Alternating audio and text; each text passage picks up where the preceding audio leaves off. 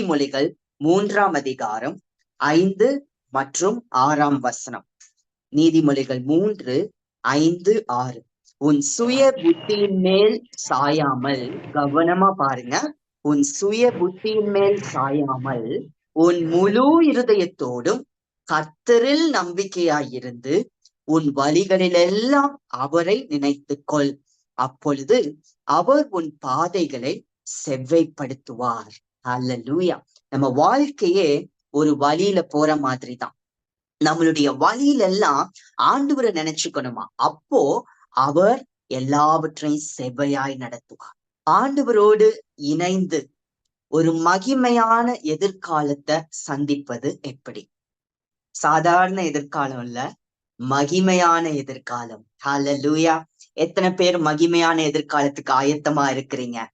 ஆமென். Chat பாக்ஸ்ல போடுங்க, ஆமென் போடுங்க. ஹல்லேலூயா. மகிமையான எதிர்காலம். என்னுடைய வார்த்தையை நான் சொல்ல மாட்டேன். எப்பொழுதுமே பிரசங்கத்துக்கு வந்துட்டேன்னா நான் கேட்பேன், ஆண்டவரே உங்க வார்த்தை இல்லாம நான் போக மாட்டேன்னு சொல்லுவேன்.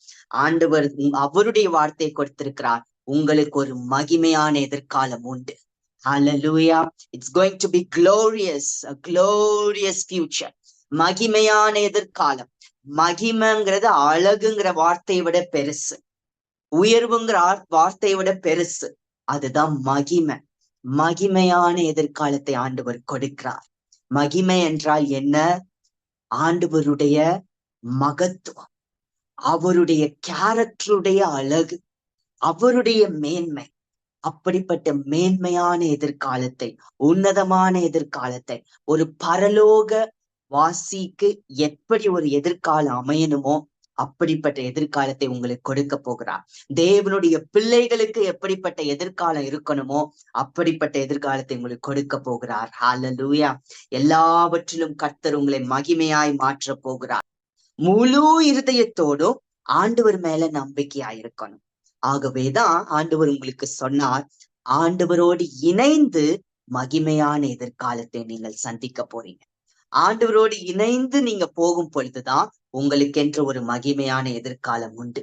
இன்றைக்கு அது ஆரம்பமாகிறது. இன்றைக்கு உங்க வாழ்க்கையில அப்படிப்பட்ட மகிமையான எதிர்காலத்துக்கான கதவுகள் திறக்கிறது. கர்த்தர் அதை இன்றையிலிருந்து உங்களை காண செய்வார். இன்றையிலிருந்து அதை நீங்க அனுபவிக்க போறீங்க. ஒரு மகிமையான எதிர்காலத்தின் அந்த ஸ்டெப் இன்றைக்கு நீங்க எடுத்து வைக்கிறீங்க. ஆமென். ஏன்னா இந்த கூடுகைக்கு நீங்க வந்திருக்கிறீங்க, ஆண்டவரை தேடி வந்திருக்கிறீங்க. மனுஷர்களை தேடி வரல, ஆண்டவரை தேடி வந்திருக்கிறீங்க. ஆண்டவரோடு இணைந்து நீங்க போக போறீங்க. உங்களுக்கு மகிமையான எதிர்காலம் உண்டு. ஹல்லேலூயா, ஹல்லேலூயா. அதே போல 1 கொரிந்தியர் 1 நம்ம வாசிக்கிறோம். 1 கொரிந்தியர் 1:9. தம்முடைய குமாரனும் நம்முடைய கர்த்தருமாய் இருக்கிற இயேசு கிறிஸ்துவுடனே ஐக்கியமாயிருப்பதற்கு உங்களை அழைத்த தேவன் உண்மையுள்ளவர். எதற்காக ஆண்டவர் நம்மை அழைத்திருக்கிறார் இந்த பூமியில? அவருடனே ஐக்கியமாயிருப்பதற்கு. அழைப்பு என்கிற வார்த்தை அது ஊழியத்திற்கான அழைப்பு மாத்திரம் அல்ல. ஆண்டவருடைய பிள்ளைகள் ஒவ்வொருத்தருக்கும் ஒரு அழைப்பு உண்டு. நம்ம ஒவ்வொருவருக்கும் அழைப்பு உண்டு. அதுல மேன்மையான அழைப்பு என்பது ஆண்டவருடனே, இயேசுவுடனே ஐக்கியமாய் இருப்பதற்காக ஆண்டவர் நம்மை அழைத்திருக்கிறார். ஏசப்பாவோட ஐக்கியமா நம்ம நடக்கும். அப்படி நம்ம நடக்கும் பொழுதுதான் மகிமையான எதிர்காலம் நமக்கு உண்டு. எப்படி ஆண்டவரோடு இணைந்த இந்த வாழ்க்கையை வாழும் பொழுது எப்படிப்பட்ட மகிமையான எதிர்காலத்தை ஆண்டவர் நமக்கு கொடுக்கிறார் என்று இந்த நாள்ல 3 காரியங்களை வேகமா நம்ம பார்க்க போகிறோம். எத்தனை பேர் எக்ஸைட்டடா இருக்கீங்க? ஆண்டவர் இன்றைக்கு உங்களுக்கு கற்றுக் கொடுக்கிறதை எழுதி வைத்துக் கொள்ளுங்க. இதை தொடர்ந்து நீங்க தியானிக்க போறீங்க. ஆண்டவர் இந்த வார்த்தை என்னோடு பேசும்பொழுது I felt a sense of urgency. ஆண்டவர் வேகப்படுத்துகிறதை எனக்குள்ள உணர செய்தார். உங்களுடைய வாழ்க்கையில இதுவரைக்கும் உங்க வாழ்க்கை மந்தமாய் போய்கொண்டிருக்கலாம், எதுவுமே ஆசீர்வாதமா இல்லாமல் போய்கொண்டிருக்கலாம். ஆனால் இனி ஒரு வேகத்தை கர்த்தர் உங்க வாழ்க்கையில கொடுக்கிறார். முதலாவதாக நம்ம பார்க்கிறோம், ஆதியாகமம் 37 வரைக்கும் இந்த அதிகாரங்கள் முழுவதும் நீங்க வாசிக்கும் பொழுது யோசேப்பு என்கிற மனிதனை பற்றி நம்ம வாசிக்கிறோம். ஆதியாகமம் 39 3ஆம் வசனத்தை எடுத்துக்கொள்ளுங்க. ஆதியாகமம் 39:3. இங்க நம்ம வாசிக்கிறோம், கர்த்தர் அவனோடே இருக்கிறார் என்றும் அவன் செய்கிற யாவையும் கர்த்தர் வாய்க்க பண்ணுகிறார் என்றும் அவன் எஜமான் கண்டு. பாருங்க, இந்த இடத்துல யோசேப்புடைய எஜமான் என்ன காண்கிறார்னா, கர்த்தர் யோசேப்போட இருக்கிறார் என்பதை எஜமான் அறிந்து கொள்ளுகிறார். யோசேப்பு செய்கிற எல்லாமே வாய்க்கிறது, செய்யற எல்லாமே செழிக்கிறது. யோசேப்பு ஒரு காரியத்தை தொட்டா அதுல சக்சஸ் தான் வருது அப்படின்னு எஜமான் தெரிஞ்சுக்கிட்டார், யோசேப்புடைய எஜமான். இந்த அதிகாரத்துல முதல் வசனத்தை நீங்க வாசிச்சீங்கன்னா உங்களுக்கு தெரியும், யோசேப்பு எகிப்துக்கு கொண்டு போகப்பட்டான். ஆண்டவர் உங்களுக்கு ஒரு மகிமையான எதிர்காலத்தை கொடுக்கணும்னா சில சமயம் கடினமான ஒரு பாதையில கொண்டு போகும். அந்த கடினமான பாதையிலும் உங்களுக்கு ஆண்டவர் மகிமைய எப்படி அடைந்து கொள்ள வேண்டும் என்று கற்றுக் கொடுத்து கொண்டிருப்பார். ஒவ்வொரு நாளும் உங்களுக்கு கற்றுக் கொடுத்துப்பார். சோ இங்க நம்ம பார்க்கிறோம், யோசேப்பு எகிப்துல இருக்கார். நீங்க இன்றைக்கு ஒருவேளை எனக்கு மகிமையான எதிர்காலம் வருவதற்கு வழியே இல்லை, அப்படிப்பட்ட ஒரு சூழ்நிலை உங்களுடைய வாழ்க்கையில உங்க குடும்பத்துல இருக்கலாம். எனக்கு ஞானம் இல்லை, நான் எப்படி படிச்சு ஒரு நல்ல வேலைக்கு போவேன், எனக்கு நல்ல லாங்குவேஜ் என்னால பேச முடியாது, மொழி புலமை இல்லை, நான் எப்படி நல்ல வேலைக்கு போவேன், நான் என்னுடைய குடும்பத்துல கஷ்டம், என்னால படிப்பை தொடர முடியாது, எப்படி எனக்கு மகிமையான எதிர்காலம் வரும்? இப்படிப்பட்ட கேள்விகள் உங்களுக்கு இருக்கலாம். இன்றைக்கு அநேக கேள்விகள் இருக்கு, அநேக செலவுகள் எனக்கு முன்பதாக இருக்கிறது, அநேக கடன்கள் பாரங்கள் எனக்கு முன்பதாக இருக்கிறது, எவ்வளோ வியாதிகள் என்னுடைய சரீரத்துல என் குடும்பத்துல வந்திருக்கிறது.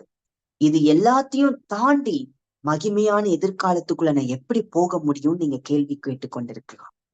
அந்த எகிப்துக்குள்ள நீங்க இருந்தாலும் சரி, அப்படிப்பட்ட கஷ்டத்துலதான் யோசேப்பு இருந்தார். எகிப்துல எப்படி பாருங்க, விற்கப்பட்டார், சகோதரர்களாலேயே விற்கப்பட்டார் எகிப்துக்கு. அப்பாட்ட இருந்து பிரிச்சுட்டு போயிட்டான்.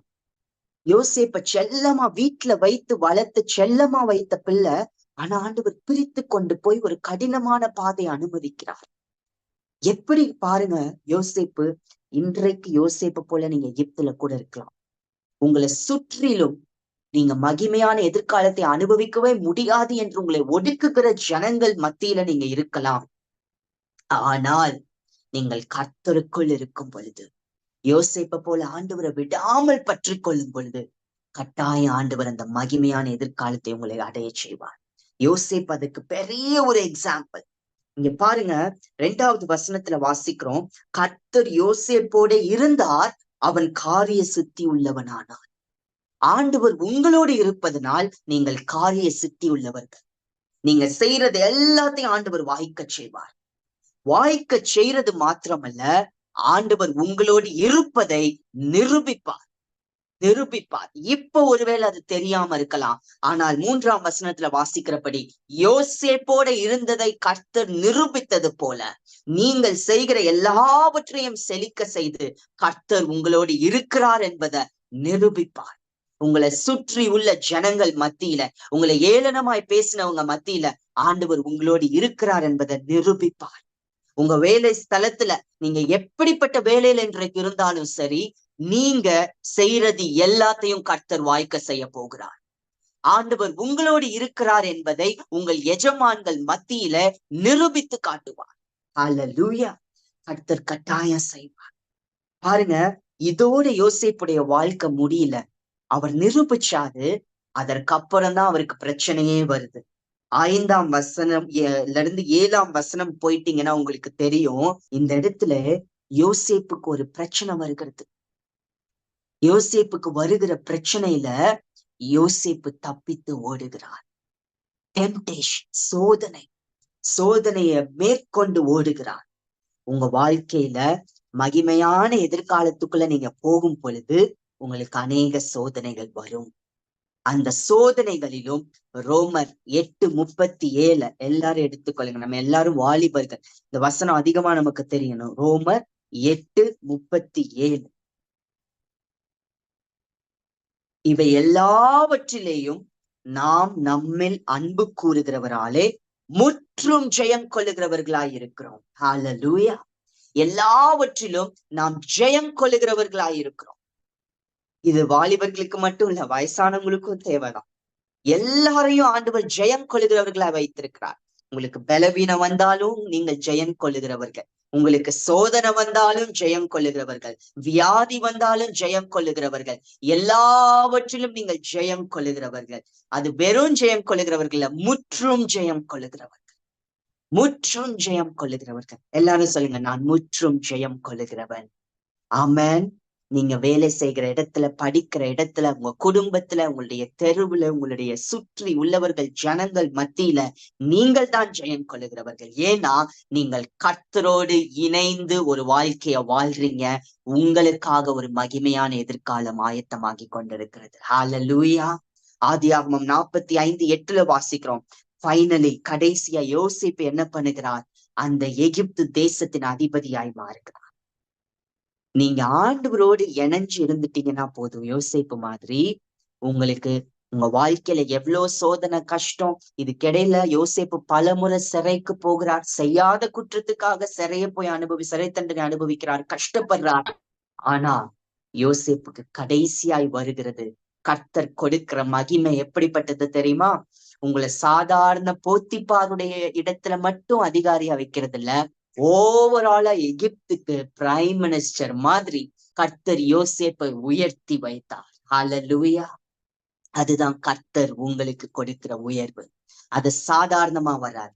அன்றைக்கு பாருங்க, யோசேப்பு தகப்பனை விட்டுட்டு வந்தாரு, எல்லா ஆஸ்திகளையும் விட்டாரு, எல்லா சொந்த சகோதரர்கள் காட்டி கொடுத்தாங்க. ஆனா பஞ்ச காலத்துல யோசேப்பு மூலம்தான் அந்த குடும்பமே காப்பாற்றப்பட்டது. இன்றைக்கு கர்த்தர் சொல்லுகிறார், உங்கள் மூலம்தான் உங்க குடும்பத்துக்கு ஆசீர்வாதம் வரப்போகிறது. உங்கள் மூலம்தான் கர்த்தர் உங்க குடும்பத்தின் காரியங்கள் எல்லாவற்றையும் சரி செய்ய போகிறார். ஒரு மறு சீரமைப்பை கர்த்தர் உங்க வாழ்க்கையில கொடுக்கிறார். ஹல்லேலூயா. The reward of restoration. அதுதான் முதல் காரியம், மறு சீரமைப்பு. யோசேப்புடைய வாழ்க்கையில இருந்து நம்ம கற்றுக்கொள்கிறோம். ஒரு மகிமையான எதிர்கால ஆண்டவர் உங்களுக்கு கொடுக்கிறார்னா, நீங்க இழந்த எல்லா ஆசீர்வாதத்தையும் மறுபடியும் உங்களுக்கு இரட்டிப்பாய் கொடுப்பார். யோசேப்பு அதிகாரியாய் மாற்றினார், தகப்பனோடு இணைத்தார், சகோதரர்களோடு இணைத்தார், குடும்பமாய் பஞ்ச காலத்திலும் சாப்பாடு அவர்களுக்கு கொடுத்து அவர்கள் ஆண்டவர் ஆசீர்வதித்தார், உயர்த்தினார். வேதம் சொல்லுகிறது, அந்த எகிப்திலேயே யோசேப்புடைய சந்ததி ஜனங்கள் எல்லாரும் வளர்ந்து பலத்தவர்களாய் மாறினார். அதுதான் கர்த்தர் கொடுக்கிற ஆசீர்வாதம், மகிமையான எதிர்காலம். அதுதான் உங்களுக்கு ஆண்டவர் இன்றைக்கு மறுசீரமைப்பை கொடுக்கிறார். பல வித காரியங்கள் உங்க வாழ்க்கையில இழந்து போயிருக்கலாம். உங்களுடைய முன்னோர்கள் அநேக ஆசீர்வாதங்களை வைத்திருந்திருக்கலாம், ஆனா அதெல்லாம் இழந்து போயிருக்கலாம். எல்லாவற்றையும் கர்த்தர் உங்கள் மூலமாய் உங்கள் குடும்பத்துக்கு கொடுக்க போகிறார். அதுதான் யோசேப்பின் மூலம் செய்தது போல, யோசேப்புக்கு கர்த்தர் செய்தது போல, அவர் மூலம் மற்றவர்களை ஆசீர்வதித்தது போல உங்களை ஆசீர்வதித்து உங்கள் மூலம் மற்றவர்களை ஆசீர்வதிப்பார். இரண்டாவதாக, ஆண்டவர் மகிமையான எதிர்காலத்துக்குள்ள கொண்டு வரும் பொழுது, முதலாவது நான் சொன்னேன், மறுசீரமைப்பை கொடுக்கிறார். இரண்டாவதாக, உங்களை தேர்ந்தெடுக்கப்படுகிறவர்களாய் மாற்றுகிறார். நீங்கள் தான் chosen, you are chosen. நீங்கள் தேர்ந்தெடுக்கப்படுகிறவர்களாய் மாறுவீர்கள். தானியேல் 1:8 எடுத்துக்கொள்ளுங்க. தானியேல் 1:8. தானியேல் ராஜாவின் போஜனத்தினாலும் அவர் பானம் பண்ணும் திராட்சை ரசத்தினாலும் தன்னை தீட்டுப்படுத்தலாகாதென்று தன் இருதயத்தில் தீர்மானம் பண்ணிக்கொண்டு தன்னை தீட்டுப்படுத்தாதபடி பிரதானிகளின் தலைவனிடத்தில் வேண்டிக் கொண்டான். என்ன பண்ணாரு? தீட்டுப்பற்ற கூடாதுன்னு இருதயத்தில் தீர்மானம் பண்ணி கொள்கிறார்.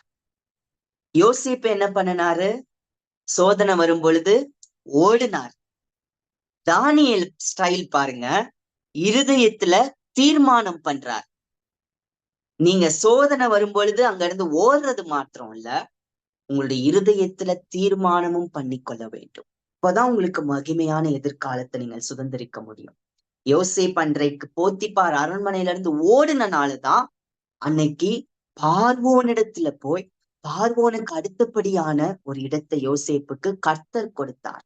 பார்வோனுக்கு கொடுத்த சொப்பனத்தை ஆண்டவரிடத்திலிருந்து பதில் பெற்று யோசேப்பு சொல்ல முடிஞ்சிச்சு.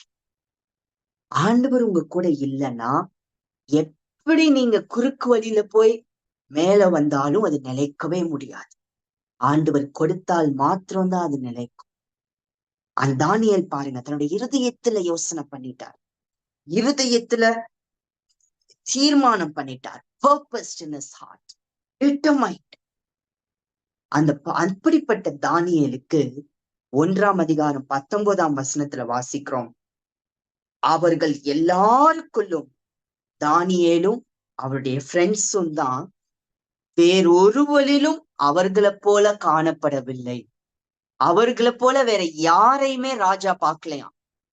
அப்படி ஆண்டவர் தானியேலையும் அவருடைய நண்பர்களையும் ராஜாவுக்கு முன்பதா போய் நிறுத்துகிறார்.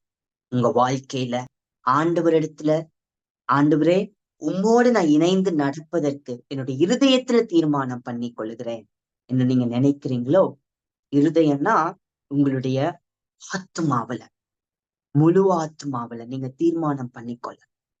முழு ஆத்மா ஏசப்பாக்கு தான் சொந்தம், வேற யாருக்கும் சொந்தம் இல்லை. தீர்மானம் பண்ணிட்டீங்கன்னா போதும், கர்த்தர் உங்களை உயர்த்துவார். நீங்கள் தான் தேர்ந்தெடுக்கப்படுவீர்கள். தானியேல் தேர்ந்தெடுக்கப்பட்டார். அவருடைய வாழ்க்கை பாருங்க, அதுக்கப்புறம் உயர்வு வருகிறது. ராஜா தெரிந்தெடுச்சுக்கிறாரு, உயர்வு வருகிறது.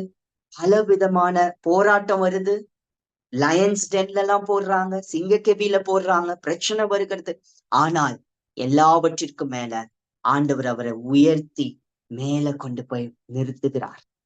எல்லார் மத்தியிலும் அவர் தான் உயர்த்தப்பட்டிருந்தார். இன்றைக்கு ஆண்டவர் உங்களை தெரிந்தெடுத்து உயர்த்த போகிறார்.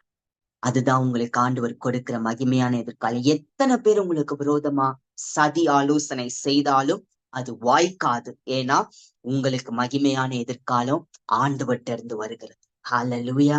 நீங்க படிக்கிற இடத்துல, வேலை செய்கிற இடத்துல உங்களுக்கு தான் உயர்வு ஆண்டவர் கொடுக்க போகிறார். விசுவாசிக்கிறீங்களா? ஆமென். நிறைய ஆமென் போடுறீங்க சாட் பாக்ஸ்ல. சோ ஆண்டவர் உங்க எல்லாருக்கும் அப்படியே செய்வார். ஆமென் என்றால் அப்படியே ஆக கடவுது என்ற அர்த்தம். பாஸ்டர் சொன்னார்ல இப்போ கொஞ்ச நேரத்துக்கு முன்னாடி, நம்ம அப்படியே ஆக கடவுள். கர்த்தர் அப்படியே உங்க வாழ்க்கையில செய்வார், அப்படியே உங்க வாழ்க்கையில செய்வார். மூன்றாவதாக பாருங்க, ஆண்டவர் மகிமையான எதிர்காலத்தை எப்படி கொடுக்கிறார். யோவான் 8:28 கடைசியா நம்ம இதை வாசிச்சு நம்ம ஜெபிக்க போகிறோம். யோவான் 8:28 என்ன சொல்றார் பாருங்க. நானே அவர் என்றும் நான் என் சுயமாய் ஒன்றும் செய்யாமல். ஃபர்ஸ்ட் யோசேப்பு பத்தி பார்த்தோம், அடுத்து தானியேலை பற்றி பார்த்தோம். இப்போ பாருங்க, ஆண்டவர் இயேசுவை பற்றி நமக்கு கற்றுக் கொடுக்கிறார். இயேசு சுவாமி சொல்றார், நான் சுயமா ஒண்ணுமே செய்யலன்னு இயேசு சுவாமி சொல்றார்.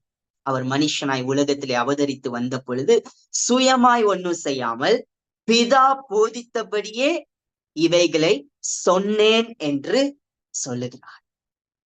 பாருங்க, இயேசு சுவாமி நன்மை செய்கிறவராய் சுற்றி திருந்தான்னு வேதத்துல வாசிக்கிறோம்.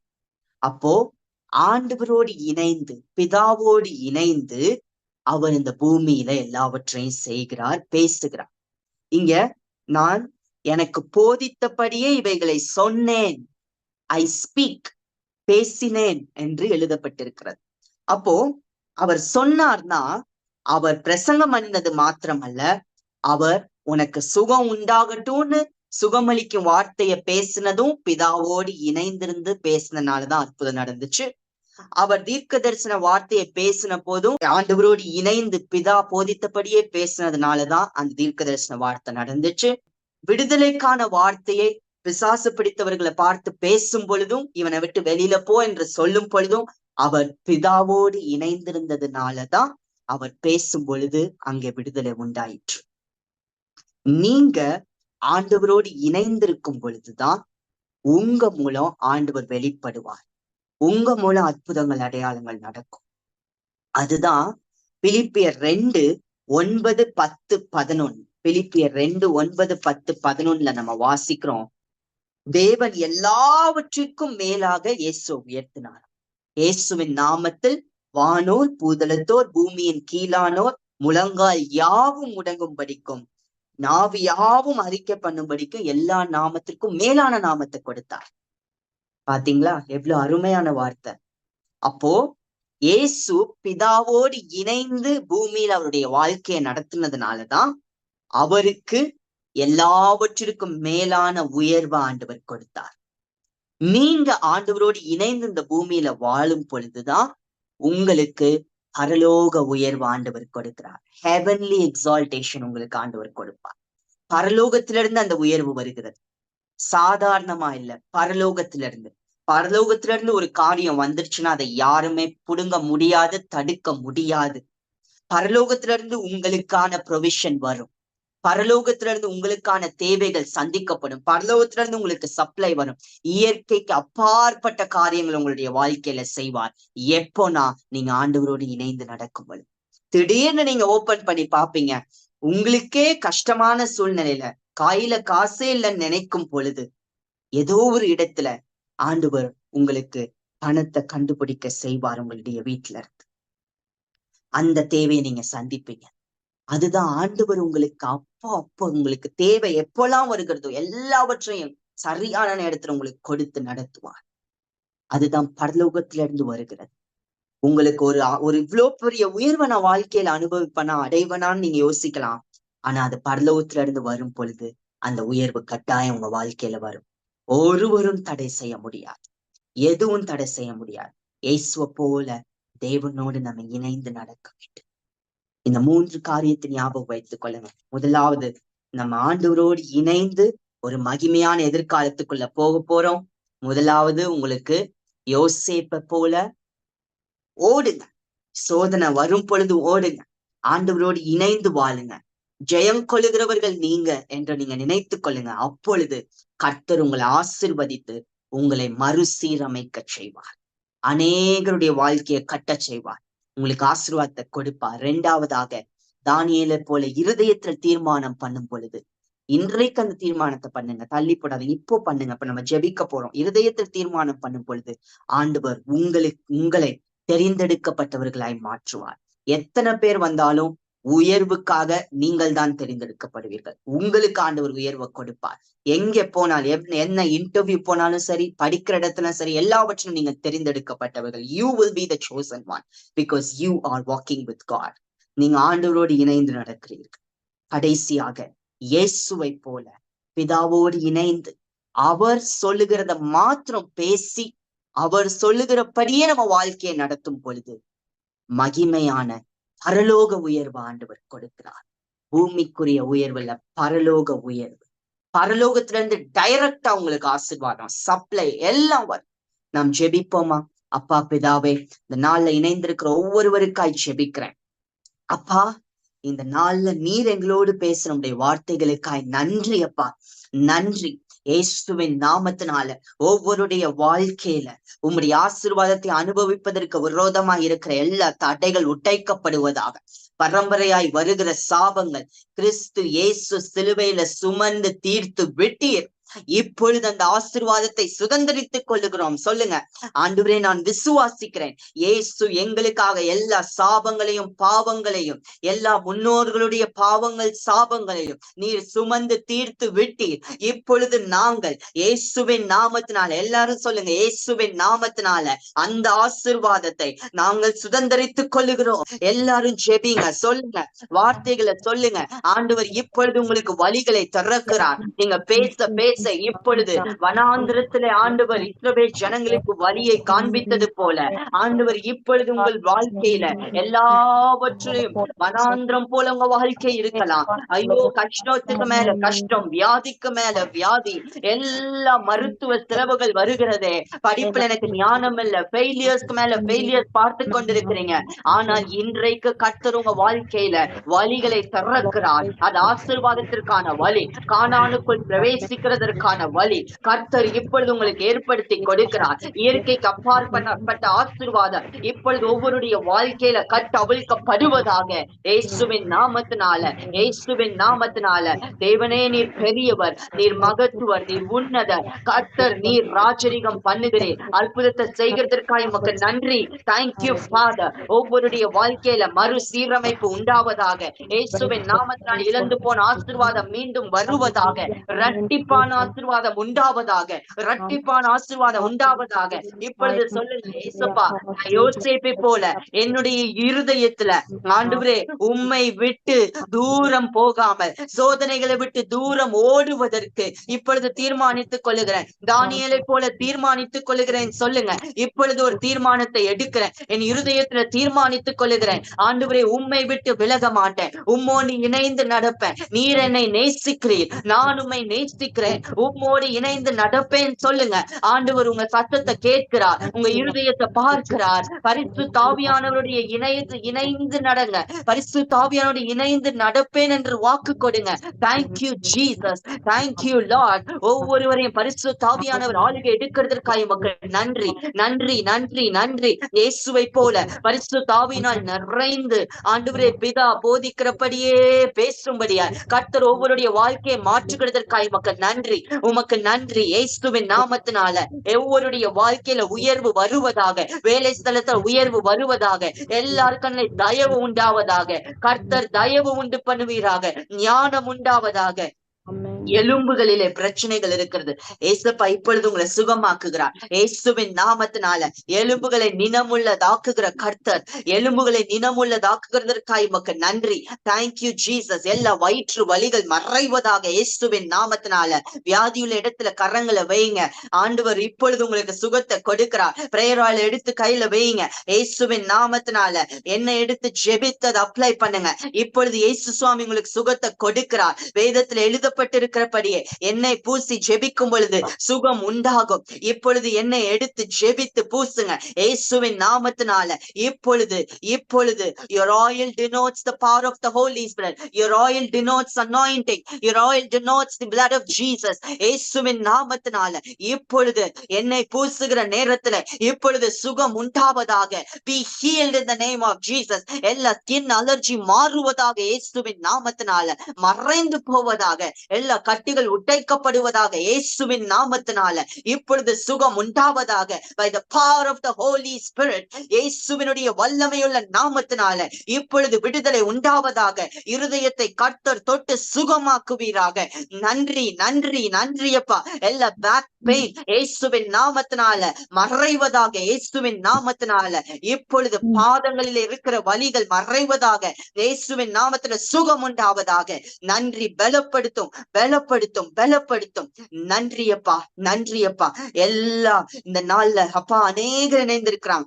ஆத்தும பிணைப்புகள் இயேசுவின் நாமத்தினால் எல்லா தெய்வீகமற்ற ஆத்தும பிணைப்புகள் கர்த்தர் இப்பொழுது துண்டிப்பீராக, இப்பொழுது துண்டிப்பீராக. நாங்களும் துண்டிக்கிறோம் சொல்லுங்க இயேசுவின் நாமத்தினால. எல்லா தெய்வீகமற்ற ஆத்தும பிணைப்புகள் துண்டிப்பீராக. இப்பொழுது ஆத்துமாவை இயேசுவுக்கு சொந்தமாய் ஒப்புக் கொடுக்கிறோம். எங்கள் ஆத்துமா இயேசுவுக்கு சொந்தம், எங்கள் ஆத்துமா இயேசுவுக்கு சொந்தம். பரிசுத்த ஆவியானவரை ஆளுகை எடுத்துக் கொள்ளுவீராக. Thank you Jesus. நன்றி. ஆசீர்வாதத்தின் வழியை நீர் உண்டு பண்ணுகிறதற்காக மக்கள் நன்றி. மறுசீரமைப்பையும் ஒவ்வொருடைய வாழ்க்கையில தெரிந்தெடுக்கப்பட்டவர்களாயும் நீர் ஒவ்வொருவரையும் நிறுத்த போகிறதற்காக மக்கள் நன்றி. பரலோக உயர்வை, ஹெவன்லி எக்ஸால்டேஷனை பார்க்க செய்ய போகிறதற்காக மக்கள் நன்றி. நாங்கள் சுயமாய் எதுவும் இல்ல, உம்மோடு இணைந்து இந்த மகிமையான எதிர்காலத்தை நாங்கள் அனுபவிக்க போகிறோம். நாங்கள் மாத்திரமல்ல, மற்றவர்களுக்கு ஆசீர்வாதமாய் மாறப் போகிறோம். உமக்கு நன்றி அப்பா. Thank you Jesus.